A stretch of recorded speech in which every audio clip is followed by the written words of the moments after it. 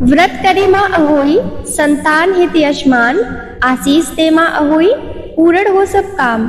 माता पूजे अहोई, रखे पुत्र का ध्यान, धन धान्य सुख समृद्धि, पाए परिवार महान। आप सभी को अहोई अष्टमी की ढेर सारी शुभकामनाएं। अहोई माता सभी की संतानों की रक्षा करे और निसंतानों को संतान सुख प्रदान करे।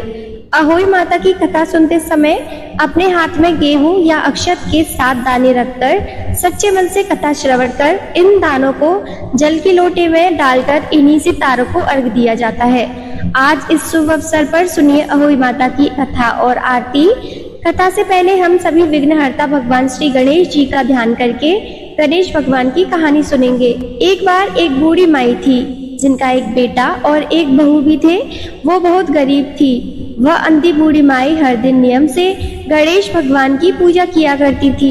गणेश भगवान एक दिन बूढ़ी माई की पूजा से प्रसन्न होकर उनके सामने साक्षात सम्मुख आकर बैठ गए और बोले, बूढ़ी माई, तू प्रतिदिन निस्वार्थ भाव से मेरा पूजन करती है। मैं तुझ पर प्रसन्न हूँ, जो चाहे सो मांग ले। तब बूढ़ी माई बोली, हे विघ्नहर्ता भगवान गणेश, मुझे मांगना तो आता नहीं, सो मैं क्या मांगू। तब गणेश भगवान कहने लगे, ठीक है माई, मैं कल आऊंगा, तब तक तू अपने बहू बेटे से पूछकर कुछ मांग लेना। ऐसा कहकर गणेश जी अंतर्ध्यान हो गए। तब बूढ़ी माई ने अपने बहू बेटे से पूछा तो बेटा बोला, माँ धन मांग लेना। बहू बोली, माँ जी पोता मांग लो। तब बूढ़ी माई ने सोचा कि बेटे बहू तो अपने अपने मतलब की बात कर रहे हैं, इसीलिए उस बूढ़ी माई ने अपने पड़ोसन से जाकर पूछा। पड़ोसन कहने लगी, बूढ़ी माई, तुम्हारी तो बस थोड़ी सी ही जिंदगी बची है, तू क्यों मांगे धन और क्यों मांगे पोता। तू तो केवल अपनी आंखों की रोशनी मांग ले, जिससे तेरा आगे का सारा जीवन सुख से बीत जाए। तब उन बूढ़ी माई ने बेटे बहू और पड़ोसन की बात सुनकर घर में जाकर सोचा कि ऐसा क्या मांगू जिससे बेटा बहू भी खुश हो जाए और मेरा भी भला हो जाए। मैं तो वही मांगूंगी। अब जब दूसरे दिन गणेश भगवान बूढ़ी माई के सम्मुख आए तो बोले, बूढ़ी माई मांग ले। गणेश भगवान के वचन सुनकर बूढ़ी माई हाथ जोड़कर बोली, हे विघ्नहर्ता, अन्न देवो, धन देवो, निरोगी काया देवो, अमर सुहाग देवो, धीरा घोड़ा देवो, सोने के कटोरे में पोते को दूध पीता देखो, अमर सुहाग देवो और समस्त परिवार को सुख देवो, आपके श्री चरणों में मुझे स्थान भी देवो। बूढ़ी माई की बात सुनकर गणेश भगवान बोले, बूढ़ी माई, तूने तो मुझे ठग लिया और कहती है कि मुझे मांगना नहीं आता। जो कुछ भी तूने मांग लिया अब वह सब कुछ तुझे मिल जाएगा। ऐसा कहकर गणेश भगवान वहीं अंतर्ध्यान हो गए। हे विघ्नहर्ता गणेश भगवान, जैसे आपने बूढ़ी माई को दिया वैसा ही इस कहानी को कहते सुनते और हुकारा भरते सबको देना, वैसा ही सबको देना और सभी पर अपनी कृपा बनाए रखना। सभी प्रेम से बोलिए गणेश भगवान की जय। पौराणिक कथा के अनुसार एक बार एक साहूकार था जिसके 7 बेटे और 7 बहुएं थी, साथ ही एक बेटी भी थी। दिवाली से पहले घर को लीपने के लिए इकलौती ननद अपनी भाभीयों के साथ जंगल में मिट्टी खोदने गई। जब वह मिट्टी खोद रही थी वहीं पर स्याहू की यानी कि सेई की मां थी। मिट्टी खोदते समय ननद के हाथ से खुरपी लगकर सेई का एक बच्चा मर गया, जिसे देखकर स्याहू बहुत क्रोधित हो गई। दुखी होकर स्याहू माता बोली कि मैं अब तेरी कोख बांध दूंगी। तब ननद अपनी 7 भाभियों से कहने लगी कि तुम में से कोई मेरे बदले कोख बंधवा लो, लेकिन सबने इनकार किया। परंतु छोटी भाभी सोचने लगी कि अगर मैं अपनी कोख नहीं बंधवाऊंगी तो सासू जी नाराज होंगी। ऐसा विचार कर ननद के बदले में छोटी भाभी ने अपनी कोख बंधवा ली। इसके बाद जब भी उसका लड़का होता तो 7 दिन बाद वह मर जाता। एक दिन उसने पंडित जी को बुलवाकर पूछा कि पंडित जी, मेरी संतान 7वें दिन ही क्यों मर जाती है। तब पंडित जी ने कहा कि तुम सुरही गाय की पूजा करो, सुरही गाय की सेवा करो, क्योंकि सुरही गाय स्याहू माता की सहेली है। जब वह तेरी कोख खोल देगी तभी तेरा बच्चा जिएगा। इसके बाद से छोटी बहू सुबह जल्दी उठकर चुपचाप सुरही गाय के नीचे साफ सफाई करके आ जाया करती। गौ माता एक दिन बोली कि आजकल कौन मेरी सेवा कर रहा है, सो आज देखूंगी। एक दिन गौ माता खूब जल्दी उठ गई। क्या देखती है कि एक औरत आकर उनके नीचे गोबर आदि साफ करके चली जाती है। गौ माता उससे बोली, मैं तेरी सेवा से प्रसन्न हूँ, जो चाहे वो वर मांग ले। तब साहूकार की बहू बोली कि स्याऊ माता आपकी सहेली है और उन्होंने मेरी कोख बांध रखी है, सो हे गौ माता मेरी कोख खुलवा दो। गौ माता कहने लगी, बहुत अच्छा। अब तो गौ माता समुद्र पार कर अपनी सहेली के पास उसको लेकर चल पड़ी। रास्ते में कड़ी धूप थी, सो वे दोनों एक पेड़ के नीचे जहाँ पर गरुड़ पंखनी का बच्चा था वहाँ बैठ गई।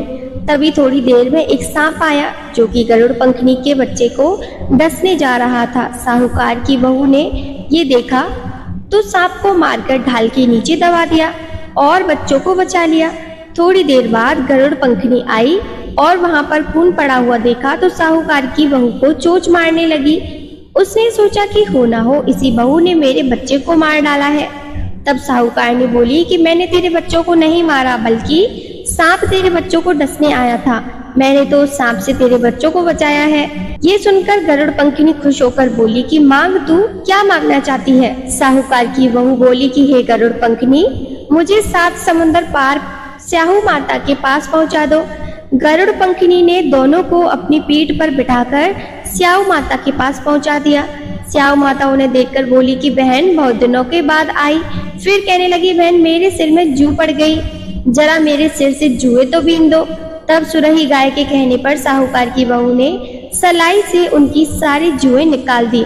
इस पर स्याहू माता प्रसन्न होकर बोली कि तूने मेरे सिर में बहुत सलाई डाली है, इसीलिए 7 बेटे और 7 बहुएं तुझे मिलेंगी। वो बोली, हे स्याहू माता मेरे तो एक भी बेटा नहीं है, 7 बेटे कहाँ से होंगे? स्याहू माता बोली, वचन दे दिया सो दे दिया, वचन से फिरूं तो धोबी कुंड पर कंकरी हो जाऊं। जब साहूकार की बहू बोली, मेरी कोख तो तुम्हारे पास बंधी पड़ी है। ये सुनकर स्याहू माता बोली, तूने तो मुझे ठग लिया। मैं तेरी कोख खोलती जो नहीं, परंतु अब तो खोलनी पड़ेगी। जा, तेरे घर तुझे 7 बेटे और 7 बहुएं मिलेंगी। तू जाकर उजमन करियो, 7 अहोई बनाकर 7 कढ़ाई करियो। साहूकार की बहू खुश होकर घर लौट आई। घर लौटकर आई तो देखा 7 बहुएं और 7 बेटे बैठे हुए थे। वह बहुत खुश हो गई। तब उसने 7 अहोई बनाई, 7 उजमन किए और 7 कढ़ाई की। रात के समय जेठानियां आपस में कहने लगी कि जल्दी जल्दी नहाकर पूजा कर लो, कहीं छोटी बच्चों को याद करके रोने ना लग जाए। थोड़ी देर में उन्होंने अपने बच्चों से कहा कि जाओ बच्चों, अपनी चाची के घर जाकर देखकर आओ कि वो आज अभी तक रोई क्यों नहीं, क्योंकि हर साल अहोई अष्टमी के दिन छोटी बहू अपने बच्चों को याद करके खूब रोया करती थी। बच्चों ने जाकर देखा कि चाची तो कुछ मान रही है, खूब उजमन हो रहा है। ये सुनते ही जेठानियां दौड़ी दौड़ी उसके घर आई और जाकर कहने लगी, छोटी बहू तेरी कोख तो बंधी हुई थी, तूने कैसे कोख खुलवा ली? तो वो बोली, तुमने तो कोख बंधाई नहीं, सो मैंने ही कोख खोल दी है। स्याहू माता ने कृपा करके मेरी कोख खोल दी है। हे स्याहू माता, जिस प्रकार आपने मेरी कोख खोली है, उसी प्रकार संतान सुख की इच्छा रखने वाली सभी महिलाओं की कोख भी खोल देना। संतान सुख की कामना रखने वाली हर महिला को संतान सुख देना और जिनकी संतानें हैं उनकी सभी संतानों की रक्षा करना। प्रेम से बोलिए अहोई माता की जय। तो ये थी अहोई माता की कथा। अब सुनिए अहोई माता की आरती। ओम जय अहोई माता, मैया जय अहोई माता, तुमको निश दिन ध्यावत हरि विष्णु विधाता। ओम जय अहोई माता, ब्रह्माणी रुद्राणी कमला तू ही है जग माता। सूर्य चंद्रमा ध्यावत नारद ऋषि गाता।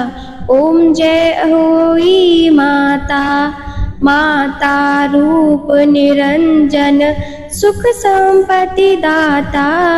जो कोई तुमको ध्यावत नित मंगल पाता। ओम जय अहोई माता, तू ही पाताल बसंती, तू ही है शुभ दाता। कर्म प्रभाव प्रकाशक जगनिधि से त्राता। ओम जय अहोई माता, जिस घर तुम रो वासा, ताही घर गुण आता। कर न सके सोई कर ले, मन नहीं घबराता। ओम जय अहोई माता, तुम बिन सुख ना होवे, ना कोई पुत्र पाता, खान पान का वैभव तुम बिन नहीं आता। ओम जय होई माता, शुभ गुण सुंदर युक्ता, क्षीर निधि की जाता। रत्न चतुर्दश तुम बिन कोई नहीं पाता।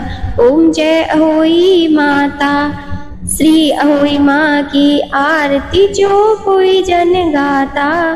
और ओ मंगवती उपजे पाप उतर जाता। ओम जय होई माता। तो श्रोताओं, ये थी आज की वीडियो। उम्मीद है आपको पसंद आई होगी।